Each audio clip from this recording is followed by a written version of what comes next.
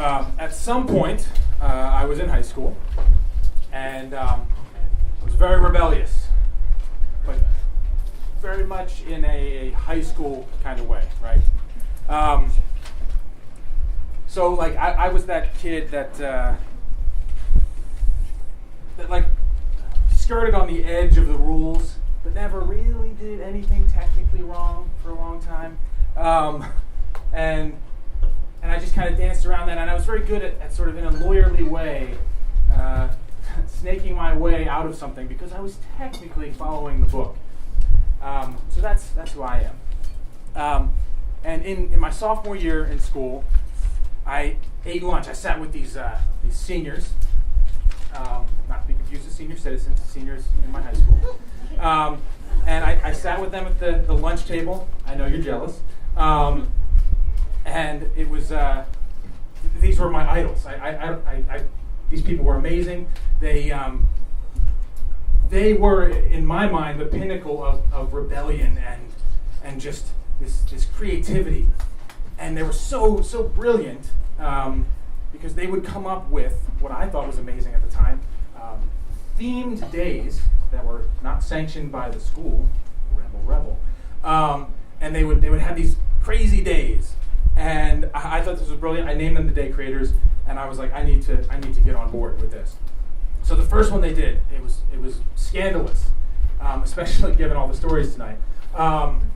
It was Spoon Day, and it's exactly what you think. They handed out individually wrapped plastic spoons that they stole from Wendy's. One of the guys worked there, so they didn't rob Wendy's, but they handed out these spoons. But there was only a small amount, so it became like this amazing thing that everybody needed to have. It was kind of a big deal. And even by the end of the day, there were counterfeit spoons floating around. People had pulled things from their lunch boxes and from their lockers because they wanted to be part of this club with the spoons. But we knew who had the right ones.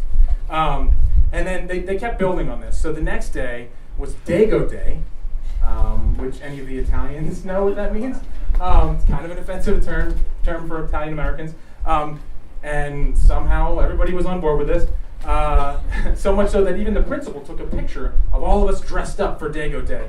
And what did we wear on Dago Day? We wore mobster, some sort of like combination of like a mobster and like Pauly D. And that was it, from the Jersey Shore. That was like kind of what we were going for. So that was Dago Day, and somehow we didn't get in trouble for this. And so they just kept building and building, and occasionally they'd have different days, all these different things. But the one that really I thought was interesting was it was Skirt Day. Again, sounds stupid. Immediately you jump to scantily clad girls in skirts, right? Really stupid. That wasn't it at all. It also wasn't like Skirt Steak Day or some sort of obscure skirt reference. It was very simple. It was sort of progressive, really. It was the guys dressing up in skirts. And so this was like a Friday, we had this plan, and on Monday we were going to do it. So Monday comes around, and I had completely forgotten. But other people did it, and so I got to witness what happened. And so first period comes, there's a guy in a skirt, and it's funny for 2 seconds, he dances around, and we move on with our life. And as the day goes on, though, we start to realize that people are getting pulled into detentions, and people are getting in trouble for wearing skirts in school, these guys that had participated. And so I see this friend that I saw in homeroom, and I see him, and I say, are you going to get rounded up with all the dudes? And I love your dress. And you're a juvenile success. But, you need to take that off. So he takes it off, and luckily that guy doesn't get detention, but a lot of other people do. And the two grand creators get pulled in to the principal's office, and they're going to be suspended. And it just blows up into this big thing where they get suspended.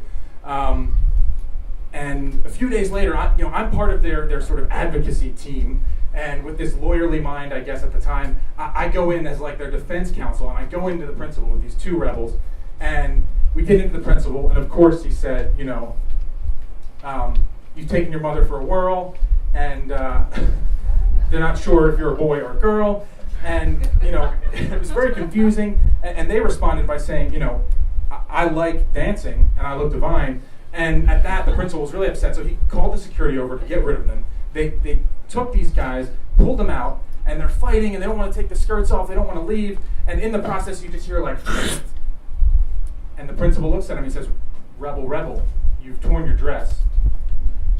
And at that, you see that the dress is torn, and they're about to fight. It's like this big blow-up between these guys and the principal, and as this is all happening, I kind of come in and I step in and I say, "Look, this isn't in the student handbook. There's the fingertip length, right? Fingertip length. It's not gender specific." And it calms down for a minute, and then the principal just stares at us and just sends us home, me included. Now I'm looped in with these guys. I get sent home too. But sure enough, on Monday I'm reinstated. Everything's fine. And I thought that's where the story should end, right? But then this went on. This became, MTV had a TV show called High School Stories, Pranks, and Scandals. And this silly skirt story, not the last story, but the skirt story, warranted a whole 25 minutes on MTV. And which is ridiculous. But that's not even the sad part. The real tragedy is that was a Monday after this had all gone down. And that Monday, the cover of the newspaper said skirts, boys suspended for skirts. And you know what happened that weekend? The Columbia Space Shuttle blew up. And this was on the cover. The skirt story was the cover instead of that. So that's the real tragedy right there. So thank you very much.